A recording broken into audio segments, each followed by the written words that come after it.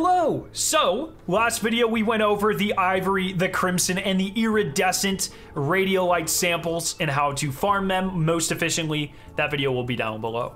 This week, we are in Act 2. Bungie has introduced two new ones, the golden radiolite and the azure or blue radiolite. And as you can see, I have farmed both of the purple variants of these. I have the triumphs, and I just want to show you what I consider to be the quickest way to farm them.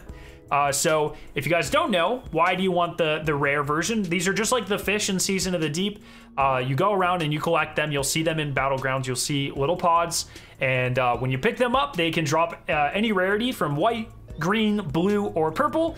And you need a single purple of each to get their respective triumph. And the reason you want those is because if you want the seasonal ship, you have to find all of the purple ones. And if you want the seasonal title, you just need a single purple one of literally any of them. So if you want Intrepid, you just have to find the exquisite or purple radiolite sample of literally any of them. So how do you best farm them? This is how it works, okay? Last week we talked about, or last act we talked about breach executable, and there were pods that spawned ivory and crimson, and they normally spawned, and then you could use hammer charges to spawn pods that would give you iridescent. That's almost identical to how it works for Battlegrounds. When you're running through Battlegrounds, you'll see pods, and you'll see that they'll either have the gold radiolites or the blue radiolites, and you can pick them up, and you have a chance to get one of any rarity. When you pick them up, it gives one for your entire fire team, and everyone will get a different rarity. So you might get a green one while your friends get a purple one, and so on and so forth. So you just have to run through and find the pods. Now, these spawn between encounters. So both the battlegrounds that we have, and I presume the third one as well, are 2 encounters and then a boss. And so radiolite pods spawn between the first and second encounters as you're doing the traversal, and then between the second encounter and the final boss as you were doing the traversal. And so you can just find the blue and gold ones. Now, in each of these little traversal parts, there's also a planetary piston that you can hit it with a hammer charge, and whenever you hit it, it will spawn, once again, the iridescent pods.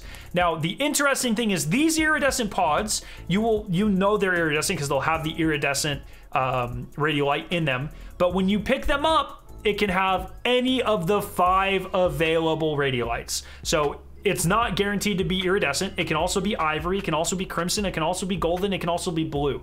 So you don't have to pick them up. You don't have to spawn them if you have hammer charges, if you don't have hammer charges, but it does increase the chance that you get a yellow or a blue one because they do have a chance to drop from these as well.